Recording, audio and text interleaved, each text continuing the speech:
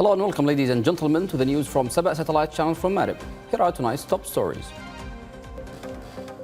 PLC member Al-Khanbashi meets with United Nations team and Chinese diplomat to discuss key developments. Aden governor discusses humanitarian efforts and development plans.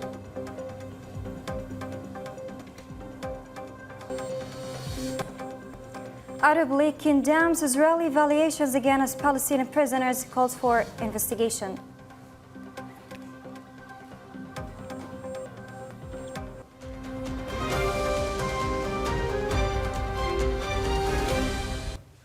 Welcome back and to the details. In key diplomatic developments from Hadramaut, member of the Presidential Leadership Council and Governor Salim Al-Khanbashi has engaged in important meetings with both the UN Special Envoy team and China's Chargé d'Affaires.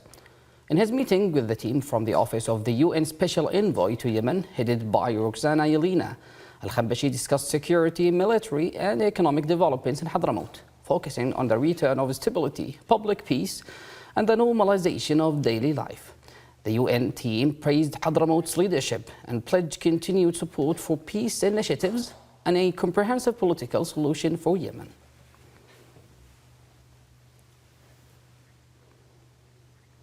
Governor Al-Khanbashi also met with Xiao Qing, China's Chargé d'Affaires to Yemen to discuss strengthened bilateral relations and investment opportunities.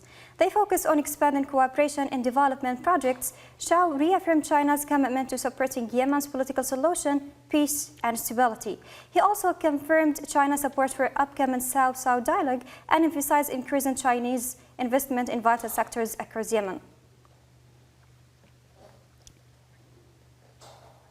Moving to Aden, where the governor, Abdurrahman Sheikh, held key talks with the UN and civil society representatives to enhance coordination for stability and development in the region.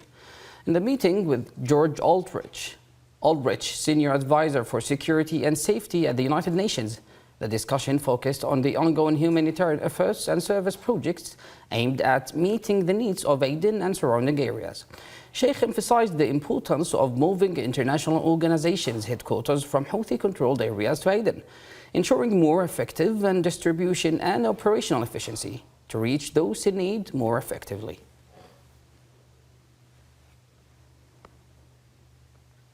In a separate meeting, Governor Abdurrahman Sheikh also met with local civil society organizations focusing on strengthening security and promoting local development. He reiterated that Aden is Yemen's heart, with the plans to restore its economic rule with fostering peaceful coexistence.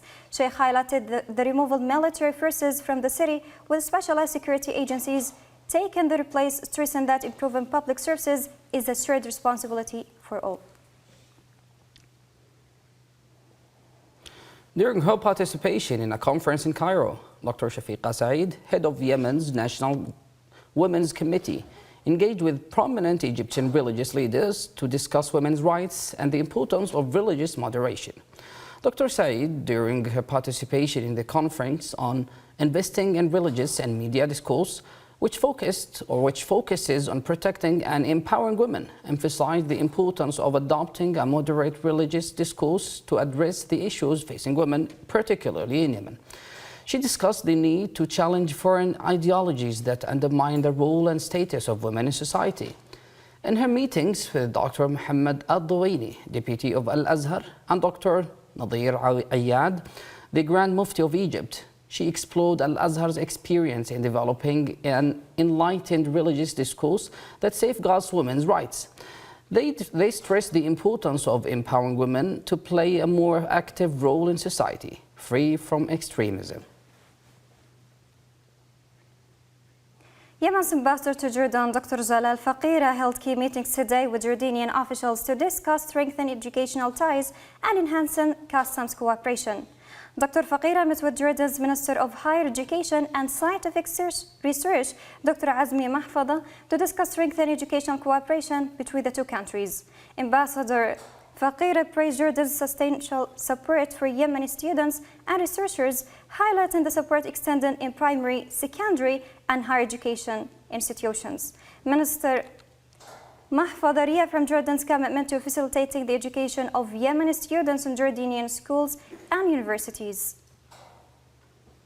In another meeting, Ambassador Faqira met with Director General of Jordan's Customs Development or Department, Ahmed Al-Akalik, to explore mutual cooperation and benefit from Jordan's advanced experience in customs.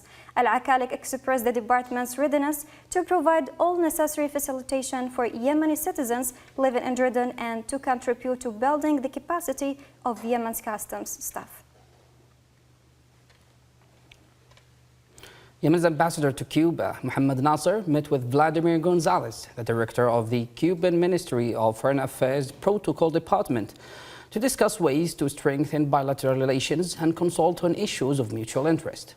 Ambassador Nasser updated his Cuban counterpart on the latest political and humanitarian developments in Yemen, reaffirming Yemen's steadfast support for Cuba, both government and people.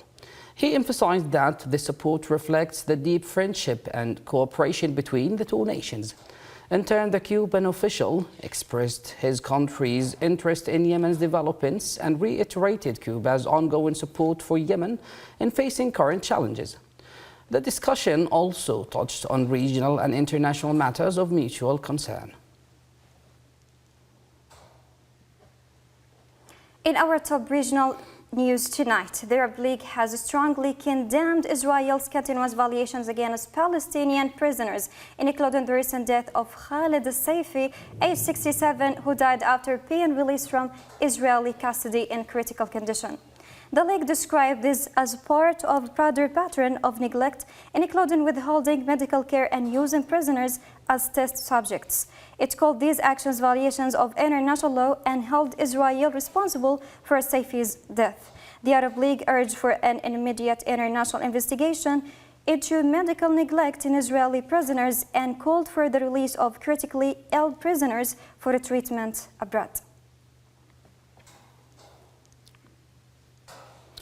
This has been the news from SABA Satellite Channel. Stay tuned for updates and have a good time.